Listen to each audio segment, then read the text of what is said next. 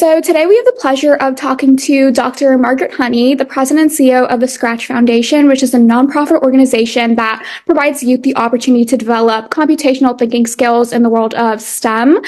She was the New York Hall of Science president and CEO in November of 2008 and overseer of numerous large-scale projects funded by organizations including the National Science Foundation, the Institute for Educational Sciences, the Carnegie Corporation, the Library of Congress, the U.S. Department of Education, and the U.S. Department of Energy.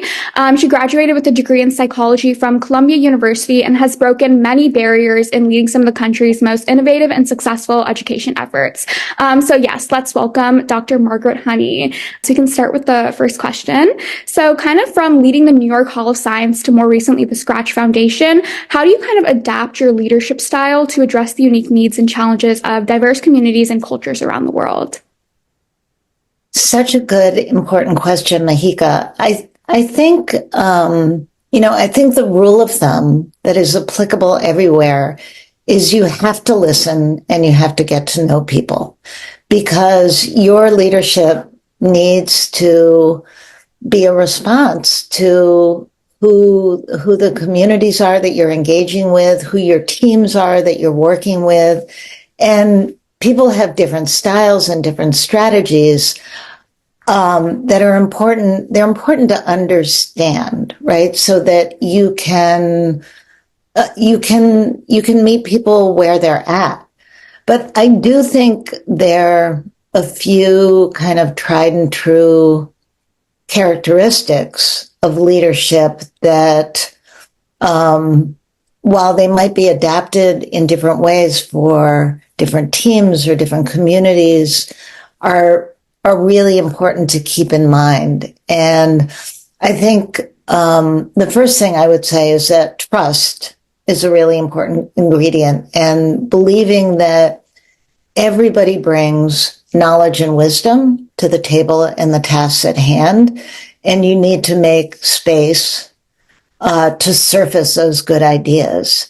And particularly when you're working with teams, you need to build and create a kind of trustworthy environment, a safe environment that supports people having healthy, productive conversations where there's room to disagree, not in a nasty way, but in a way, I've got another idea. What about this? In a kind of brainstormy way is really important. So I think that kind of fostering trust, creating a culture and climate of collaboration, and then truly believing that no one person has a corner on all the good ideas. The best ideas come from a multiplicity of perspectives and ideas and debate and deliberation. And I think if you adhere to those three ingredients of leadership, you will have better outcomes, you will have happier colleagues, and you will have more productive and impactful organizations. Awesome. What kind of public speaking and leadership skills have you kind of acquired throughout the years? Okay. It's another great question about public speaking and leadership skills. So, when I was a graduate student, that was really, in my world, that was really the first time I was expected to talk about things. And I used to get very, very nervous. And it was after I started working, and I had a colleague who said to me, I only get nervous when I have to talk about something I don't know about. And it was such an impactful statement, because I thought, oh, that's exactly why I'm feeling nervous often when I talk, because I'm talking about things that I don't really know about, but I'm expected in some weird way to know about. Right? I mean, graduate school is funny in that way. You're expected to acquire all this kind of knowledge instantly. And, some people are really good at exuding confidence even when they don't know, but other people are terrible at it then. And it's not a flaw. It's a human characteristic around which we vary as people. And I think it's important to really kind of dig in and understand what it is about yourself that makes you good at what you do. And so for me, it's fundamentally about honesty. I often say I hate being a fraud. I don't like talking about things I really have no right to be talking about. I mean, I can have opinions about things, but opinions are different from kind of being a voice of authority, right? Um, so I think for me, it's knowing that I have actual knowledge under my, under the hood, so to speak. And when you understand that about yourself, it makes that process of speaking much more genuine and authentic. Okay, I agree. So, like, kind of talking about graduate school, how has your degree in kind of psychology helped you navigate challenges? Another really good question. I think what distinguished graduate school for me was I had an advisor who was very, very comfortable with allowing his students to kind of spread our wings and think broadly outside, both broadly within the discipline, but also outside the discipline. So I was, my degree is in developmental psychology. And one of the hallmarks of developmental kind of methodology or technique in understanding, particularly in understanding children, but really in understanding anyone, is what's called a clinical interview, a process of, speaking with somebody and intentionally kind of getting information that you can use to inform your understanding of how they are understanding a problem. And that kind of methodology is it's really about interpretive work, right? It's not about all science is about interpretive work, but we tend to not think of it that way. But anyway, I can't quite remember sort of what it was other than a broad interest in kind of interpretive theories and interpretive paradigms that sort of led me to take some courses in the philosophy department, which was, outside of the boundaries of psychology, but very, very informative. And I learned a lot by taking a course in phenomenology. Phenomenology is really about philosophical interpretation, as is hermeneutics, another branch and field of kind of phenomenology that is also about interpretation. And I was able to do that work in conjunction with also reading in domains of psychology outside of developmental that use interpretive strategies routinely as part of the work they do. So particularly psychoanalytic fields and domains of psychology that touch on kind of those deeper paradigms of interpretation and understanding. And I think the degrees of freedom that my advisor allowed me had a lot to do with kind of building sort of, building on instincts that I already had, because I was never good at kind of fitting in a box, narrowly living within a box. I've always been the kind of person that likes to push on the boundaries of things. And I think his, not just tolerance, but his encouragement of that kind of broad exploration and sort of deeper inquiry across a number of domains and different fields really helped to activate and sort of cultivate that as a way of thinking. And I think I've carried that forward into my work. I like to look at problems many of us do, but I like to look at problems in a kind of multifaceted way. I like to see them from different perspectives and different angles. It's one of the reasons why I think I like to lead by getting everybody's thoughts out on the table.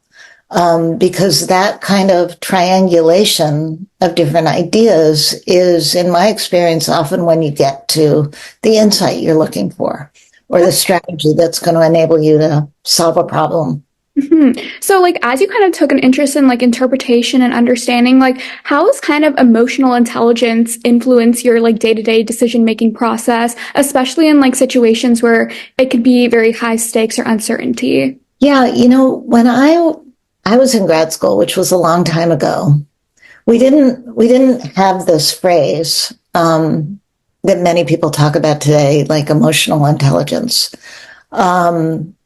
We called it intuition, we called it understanding, we called it insight, we called it those kinds of things, right? And at least in the universe I occupied, it's not to say maybe there were other disciplines I wasn't paying attention to that codified it more. So I think,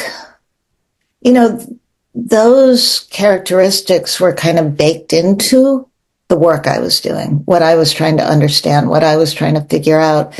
And I think the truism for me, Mihika, is that, we're often motivated for personal reasons, right? Deeply personal reasons.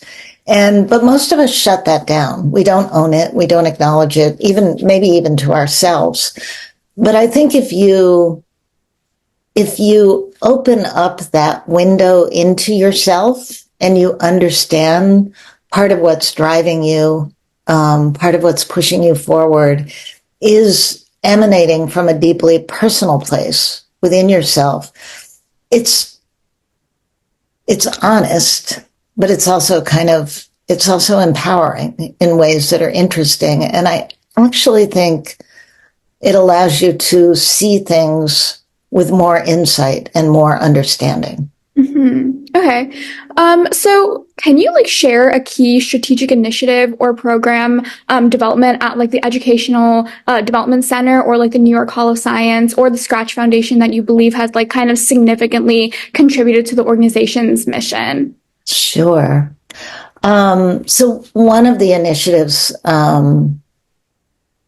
that took place at the Hall of Science that I'm very proud of, and a lot of other people should be equally proud of as well, is we worked in collaboration with the city of New York to build a school for 3 and 4-year-olds on our campus. Mm-hmm. And the idea from the outset was, so the school was going to be for our neighboring community, where the museum is located in a part of Queens called Corona. And like many neighborhoods in Queens, people move from all corners of the world.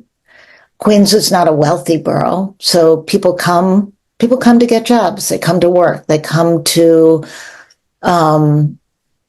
provide a different kind of access to educational opportunities for their children. There are many reasons why people immigrate to our country, and I think one of the extraordinary things, and I'll come back to the school in a minute, that I learned from so many young people and their families, people I got to know, was that they're full of aspiration and hope and full of potential. And, all you really need to do is set the stage to create places of opportunity, and people will take advantage of it. So the idea behind the school was, of course, it was going to be a science-themed preschool. We were going to embed our approach, our design, make, play approach to STEM learning. We're going to work with the teachers and the leaders in the school to embed that in their curriculum. We also envisioned that the teachers and students in the school would use the museum as an additional site of learning. So they actually come now early in the mornings before the big kids get there, because these are little ones. 3 and 4-year-olds are really little, right? And so the team that runs this make sure that they're there by 8:30 in the morning, and the kids can spend an hour in the museum. And they do activities or use exhibits that are aligned with the themes they're working on in the school. It's really lovely. And then the third thing we envisioned was that we would also run and create regular programs of engagement for families. So every month there is a big family engagement program, and all of the families attending the school get free memberships to the museum. And so the family programming is really designed to make the museum feel like a familiar place, a place where good things happen, fun things happen. It's not the kind of place that people from our local community would routinely walk into. And so in a lot of ways, we saw the school as a kind of bridge, like the school could become sort of really powerful connected tissue between the museum and families in the local community. And we did it.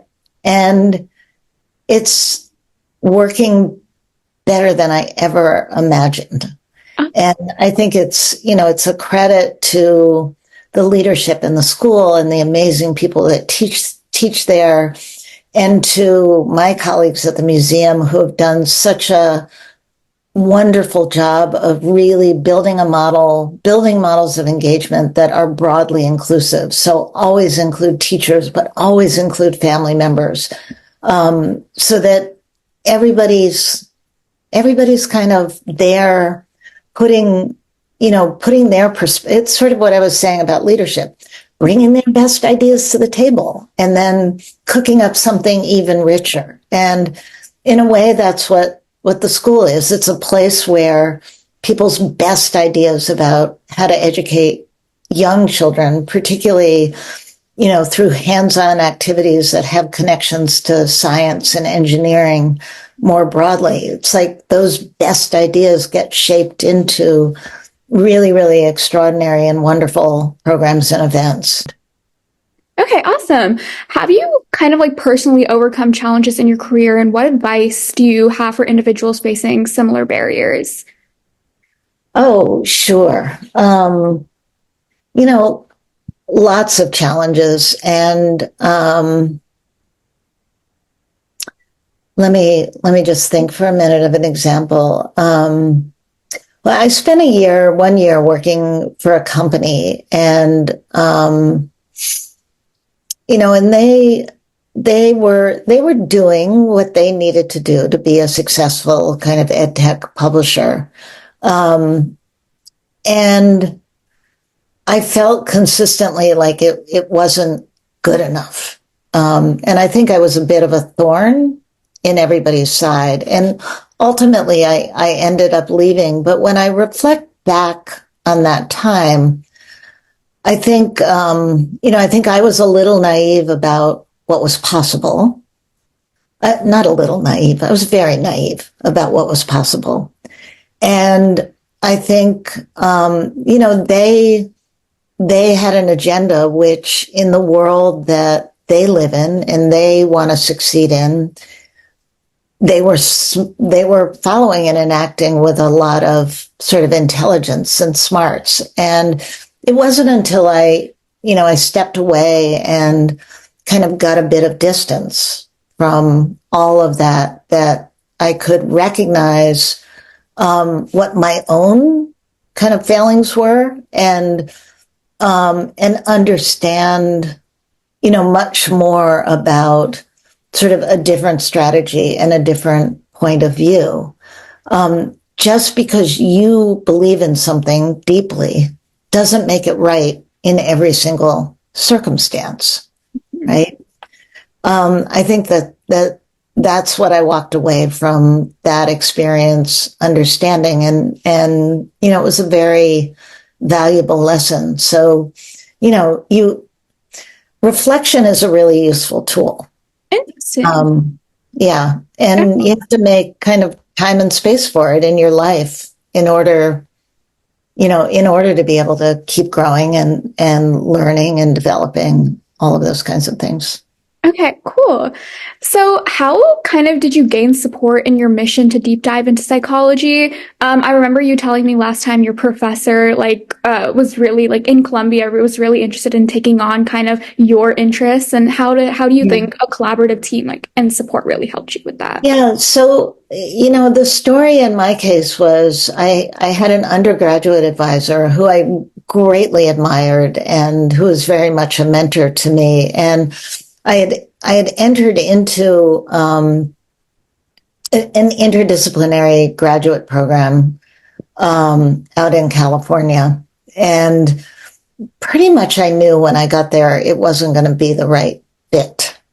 But I stayed for a year. I didn't move all the way out there and then turn around and hightail it back east, but I stayed but I realized, probably, I don't know, a third of the way through the year that like it wasn't going to be the right place for me. And so I reached out to my undergraduate mentor, and then she put me in touch with my graduate school mentor. And it was really, it, on some level, it's, what people probably tell you about networking is very true. I never thought of it as networking. I just thought of it as I was getting good advice from somebody I really liked. Like building your networks is a really important skill. And, we at the museum, we ran, the museum still runs a youth development program for high school and college students. And one of the most important things I think that the young people who work with us in that program learn is about the importance of building their networks, their connections, their community, the people who you will return to in your life again and again and again for guidance, for support, for help, for suggestions. And you just shouldn't underestimate the value of that. And particularly, I think the people for me who had the most kind of meaning and potency were the people I really connected with, whose ideas I really admired, whose work I really admired, who, I wanted to be like in some way. And I think that's, it's important to keep that in mind, because it's not a strategy that is just instrumental, meaning it's not just going to move you from point A to point B to point C, but it's a strategy that is enacted better when there's real passion and connection behind it. Mhm. I agree. So how has your kind of study of like psychoanalysis over the years shaped your understanding of the root cause of gender barriers? I went to college during a very interesting time in our history where people called it the kind of second wave of feminism. And, the women's movement was alive and well. And there was, I think in a lot of ways, a generation of women who were, maybe 10 years older than I am, my sister's generation, kind of really were paving the way for so many of us. And it was, it was powerful and heady and important. And, I think sort of taught us a lot of things, but taught us that, we needed as women to feel entitled, that was a good thing, not a bad thing, right? And, we needed to claim our own power and our own sense of agency and our own possibilities and all of that. And we needed to be there and advocate for women as a whole. Equal pay is still a thing. The tech sector is still entirely dominated by men for the most part. You look at just look at granting of computer science degrees. And we know what to do to change that paradigm, but it takes a lot of intentionality and commitment on the part of people. And I still think, one of the most powerful books that I read when I was an undergraduate was written by a woman named Nancy Chodorow. It was called The Reproduction of Mothering. And she looked at the gender dynamics of parenting and made a theoretical argument, based on empirical evidence, that a woman's, this has shifted somewhat, but, not 100% by any means, but the fact that women take the sort of primary responsibility for childcare tends to kind of reinforce sort of gender paradigms in which, women are more relational, more connected, more intuitive, all those kinds of things. And boys are more distant and remote and logical and less connected and less into, like that sort of typical male female paradigm. And a good friend of mine who I went to grad school with went on to do kind of an empirical study around Nancy's work. And, a lot of what she saw panned out. I think one of the wonderful things about today is